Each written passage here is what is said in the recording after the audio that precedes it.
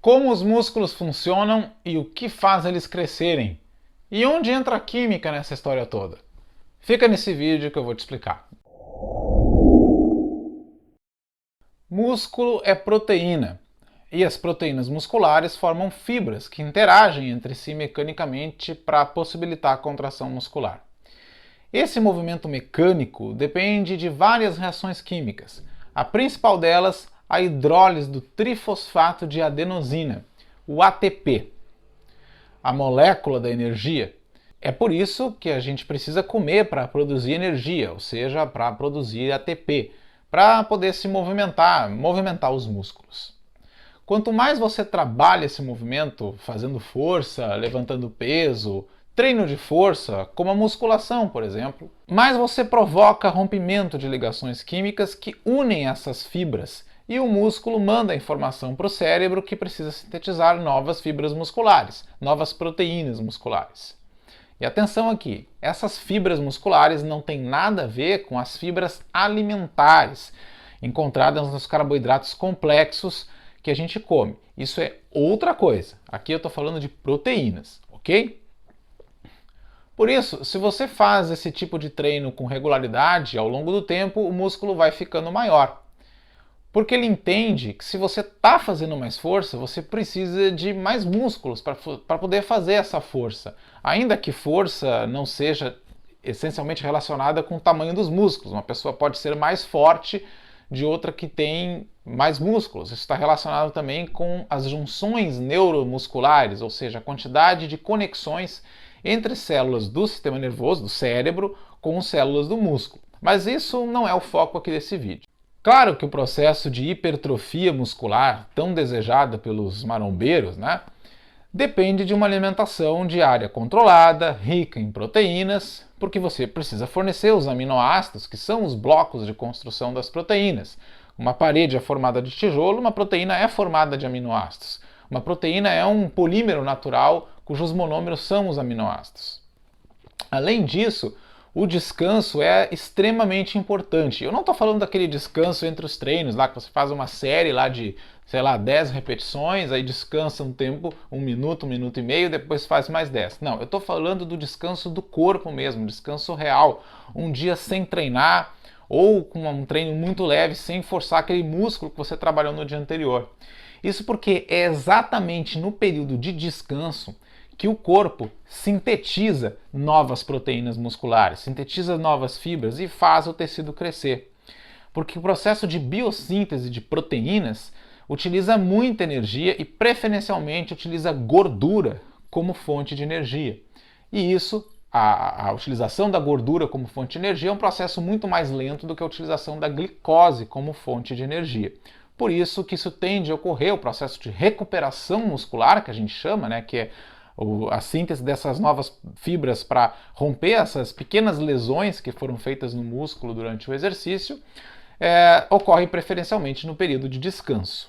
Tá, mas e quais reações químicas que estão envolvidas nesse processo? O processo de contração muscular depende da interação entre duas proteínas, a miosina e a actina. A miosina é uma proteína que tem uma longa cauda fibrosa e uma cabecinha, chamada cabeça de miosina. Já as actinas são várias proteínas globulares, representadas por essas bolinhas aqui na figura, que formam filamentos, chamados filamentos de actina. Os filamentos de actina são essas várias bolinhas ali de actina, uma do lado da outra. Para o músculo contrair, duas coisas precisam acontecer. A cabeça da miosina precisa se ligar no filamento de actina. Eu vou utilizar aqui os meus braços para tentar ser mais didático. Imagina que esse braço de cima aqui seja um filamento de actina, várias bolinhas aqui uma do lado da outra. E a minha mão aqui embaixo é a cabeça da miosina. Para que ocorra o processo de contração muscular, a cabeça da miosina tem que encostar aqui no filamento de actina. No momento que ela encosta, ela puxa o filamento para cá. Depois, essa miosina tem que se soltar e para outra parte do filamento, para outra actina, e puxar. E esse processo vai se repetindo, até o músculo se contrair o máximo possível. Esse processo de contração muscular depende de energia, depende da hidrólise do ATP, o trifosfato de adenosina, a molécula da energia. A hidrólise do ATP é necessária para fazer a cabeça da miosina encostar nos filamentos de actina. Então eu preciso ter energia, por isso que eu preciso ter energia, né? Porque eu preciso que esse processo aqui ocorra para que ela puxe, né, os filamentos para cá. Então, esse movimento de encostar a cabeça da miosina no filamento de actina e de puxar o filamento de actina, que é feito pela cabeça da miosina, depende da hidrólise da ATP, depende de energia. E é por isso que a gente precisa de energia para contrair o músculo.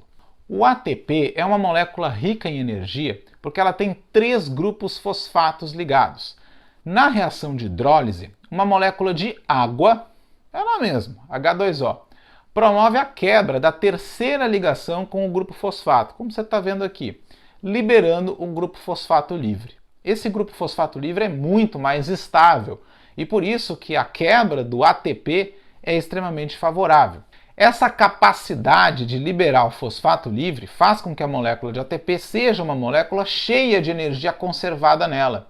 É como se fosse uma hidroelétrica com a água represada no ponto mais alto e quando se abrem as comportas, a água cai por ação da gravidade, faz movimentar as turbinas e acaba gerando energia elétrica. Isso é um processo de energia potencial gravitacional sendo convertido em energia elétrica. Já no caso do ATP, é uma conservação de energia potencial química, que fica armazenada ali nas ligações entre os grupos fosfato. E quando o ATP é quebrado, essa energia química é liberada e é aproveitada para mover a cabeça da miosina em direção à actina e movimentar os filamentos de actina. Bom, mas para a cabeça da miosina se ligar na actina, é preciso que a actina esteja apta a receber a cabeça da miosina. Porque senão toda vez que tivesse ATP disponível, ou seja, toda vez que tem energia sobrando, o músculo ia ficar se contraindo. E a gente sabe que isso não é verdade. Depende do nosso comando para que esse movimento ocorra. Se fosse só dependente da energia, eu ia lá fazer uma refeição rica em energia, com energia sobrando, sentar na televisão e o músculo ia ficar se contraindo para lá e para cá enlouquecidamente. Não, né? Eu quero comer, ter uma refeição rica em energia e sentar na TV para assistir Chaves. E não para ficar fazendo exercício depois do almoço. Então, quem manda sinal para o músculo se contrair é o cérebro. Eu que comando o meu bíceps, por exemplo, para levantar um peso na academia. Por exemplo, para levantar essa garrafa de água. Ela está aqui em repouso. Fui eu que comandei o movimento para o músculo executar. E como é que ocorre essa sinalização? Essa sinalização que vem do cérebro depende de outra substância química bastante importante no meio biológico, que é o íon cálcio. O cálcio 2+, né, na sua forma iônica, ele fica armazenado dentro da célula muscular numa região chamada retículo sarcoplasmático. E ele é liberado quando o músculo recebe a sinalização vinda do cérebro, avisando para ele se contrair. Como funciona esse processo de sinalização, que também é químico, é assunto para outro vídeo. Esse cálcio liberado se liga nos filamentos de actina, permitindo que a actina exponha a sua região de ligação da miosina para que a miosina possa se ligar nela.